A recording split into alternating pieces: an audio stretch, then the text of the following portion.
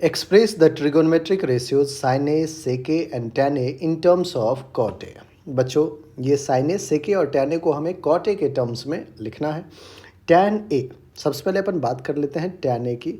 आपको पता है कि tan A का जो रेसिप्रोकल होगा वही क्या होगा, cot A होगा, या फिर आप ये कह सकते हैं कि cot A is reciprocal of tan A, है ना। हमें क्या लिखना है cot A के टर्म्स में tan A को, तो हमने लिख दिया tan A is equals to 1/cot A। ठीक है बच्चों, तो एक तो आपका tan A वाला काम हो चुका है। अब आइए sin A और sec A पे। sin A, ठीक है, हमें लिखना है cot A के टर्म्स में। हमें क्या लिखना है बच्चों, cot A के टर्म्स में। ठीक है, अब देखिए अगर मैं cot A को ऐसे लिखूँ, अब हम sin A is equals to लिख लेंगे बच्चों, पहले आप ध्यान समझिएगा। अगर मैं cot A लिखूँ तो cot A क्या होता है, तो आप कहोगे कि sir cos A upon sin A, cos A upon sin A। ठीक है, अब देखिए यहाँ से मैं sin A को इधर भेज दूँ, sin A is equals to cos A upon cot A। ठीक है, sin A को हमें cot A के टर्म्स में लिखना है, डिनोमिनेटर तो cot A है, cos A को रिप्लेस करना है। बच्चों आइए इस एक्सप्रेशन को देखिए, sine square theta plus cos square theta is equals to क्या होता है, 1 होता है। तो अगर मुझे यहाँ से कॉस स्क्वायर थीटा लिखना है तो मैं लिखूँगा 1 माइनस साइन स्क्वायर थीटा लिखूँगा। अगर मुझे कॉस थीटा लिखना है तो क्या लिखूँगा, under root of 1 minus sine square theta, ये सब आपने पढ़ रखा है। अगर मुझे कॉस ए लिखना है तो क्या मैं कॉस ए को under root of 1 minus sine square A लिखूँ, थीटा की जगह ए है, डिवाइडेड बाय कॉट ए। कोई दिक्कत नहीं, कोई परेशानी नहीं बच्चों। जो एक्सप्रेशन है वो है sine A is equals to under root of 1 minus sine square A upon cot A. ठीक है, squaring both side, squaring both sides, क्या एक्सप्रेशन आएगा, sine square A is equals to 1 minus sine square A upon cot square A. ठीक है बच्चों, square कर रहे हैं दोनों साइड। देखिए साइन को साइन के साथ रखा जाए बेहतर हो जाएगा। यहाँ पे मैं लिख सकता हूँ sine square A is equals to 1 divided by cot square A minus का sine square A upon cot square A. कोई दिक्कत नहीं बच्चों, इस एक्सप्रेशन को साइन स्क्वायर ए वाले को एक साथ लिखिए, sine square A plus sine square A upon cot square A is equals to 1 upon cot square A. बहुत बढ़िया, क्या मुझे एलसीएम ले लेना चाहिए, तो डिनोमिनेटर बनेगा कॉट स्क्वायर ए, यहाँ आ जाएगा साइन स्क्वायर ए को कॉमन ले लीजिए बच्चों, साइन स्क्वायर ए हमने कॉमन ले लिया तो आ जाएगा 1 plus cot square A which is equals to 1 upon cot square A.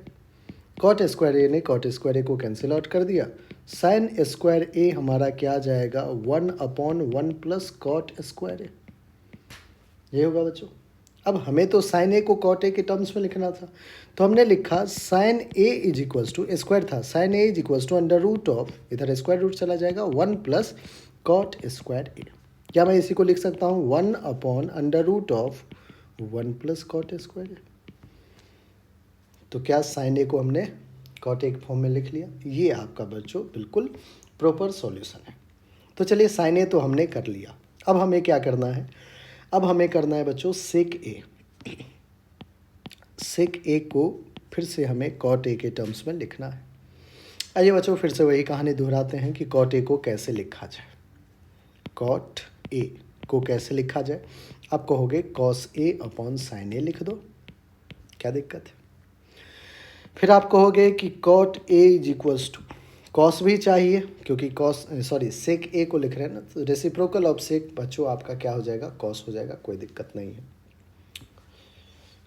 Cos A upon sine ए को क्या करना है, फिर से कॉस के टर्म्स में लिखेंगे, बिल्कुल same identity, sine square theta plus cos square theta is equals to 1। जो काम वहाँ किया था वही काम यहाँ कर रहे हैं बच्चों।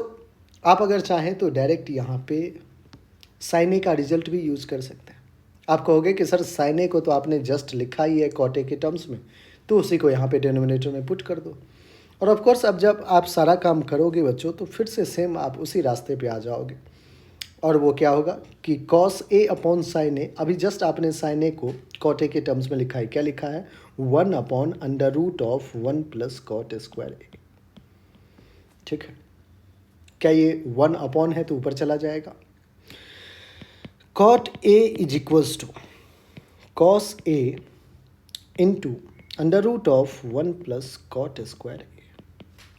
ठीक है बच्चों, क्या मुझे इसको कॉस ए को ऐसे लिखना चाहिए कि cos A is equals to cot ए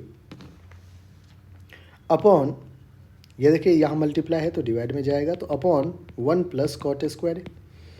आप कहोगे कि सर हमें तो सेक ए लिखना है, तो सेक रेसिप्रोकल ऑफ कॉस है, तो आप रेसिप्रोकल ले लीजिए। तो सेक ए will be 1 upon cos A.